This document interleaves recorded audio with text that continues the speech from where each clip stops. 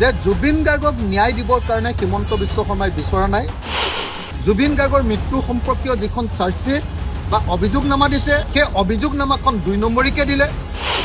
শ্যামকানু মহন্তহঁতক যেনে তেনে এতিয়ালৈকে জেলত ৰখাই থৈছে। যিদিনাই ইলেকশ্যন অসমৰ শেষ হ'ব সেইদিনাই শ্যামকানুহঁতে আমাৰ সন্মুখেদি ঘূৰি ফুৰিব আৰু হয়তো এনেকুৱাও হ'ব পাৰে যে বিজেপিৰ পৰা ইলেকশ্যনো খেলিব। শ্যামকানু মহন্তৰ যিমানবিলাক একাউণ্ট আছিলে, যিবিলাক চিল কৰা হৈছিলে সেইবিলাক চব খুলি দিলে।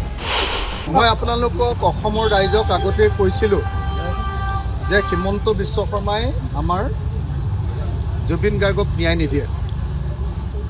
মই কৈছিলোঁ যে হিমন্ত বিশ্ব শৰ্মাই যিখন চাৰ্জশ্বিট দিছে, হিমন্ত বিশ্ব শৰ্মাৰ পুলিচে সেই চাৰ্জশ্বিটত কেতিয়াও অপৰাধীৰ কেতিয়াও শাস্তি নহয়।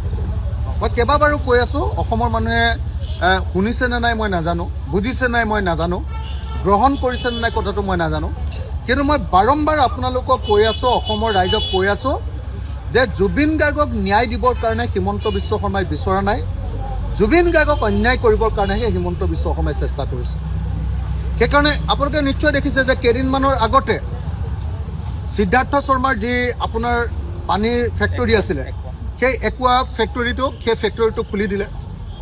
এইবাৰ আপোনালোকে নিশ্চয় দেখিলে যে আকৌ এতিয়া শ্যামকানু মহন্তৰ যিমানবিলাক একাউণ্ট আছিলে, যিবিলাক চিল কৰা হৈছিলে সেইবিলাক চব খুলি দিলে। তাৰ পাছত আকৌ কি হ'ল, আপোনালোকে অসমৰ মুখ্যমন্ত্ৰীয়ে কৈ আছে সদায় যে যিদিনাই আমি কি কয় এইটো আপোনাৰ খৰটকীয়া কি কয় এইটো ফাৰ্ষ্ট ট্ৰেক আদালত দি দিম, ফাৰ্ষ্ট ট্ৰেক আদালত দি দিয়াৰ পাছতে অপৰাধীবিলাকে অভিযুক্তবিলাকে বেল পাই যাব। তাৰমানে কি, তাৰ অৰ্থটো হ'ল যে হিমন্ত বিশ্ব শৰ্মা চৰকাৰখনে জুবিন গাৰ্গৰ মৃত্যু সম্পৰ্কীয় যিখন চাৰ্জশ্বিট বা অভিযোগনামা দিছে সেই অভিযোগনামাখন 2 নম্বৰীকে দিলে। তাৰ শাস্তি হ'বৰ কাৰণে সেই অভিযোগনামাখন দিয়া নাই, এখন দুৰ্বলকে দিলে, বাচিবৰ কাৰণে ব্যৱস্থা কৰি দিলে। তাৰ ফলস্বৰূপে এটা ষ্টেপত অপৰাধীবিলাকে অভিযুক্তবিলাকে ৰেহাই পাই গৈ আছে আৰু ইলেকশ্যন যিদিনা শেষ হ'ব তাৰ পাছদিনাই গোটেইকেইটা মানুহ জেলৰ পৰা ওলাই যাব।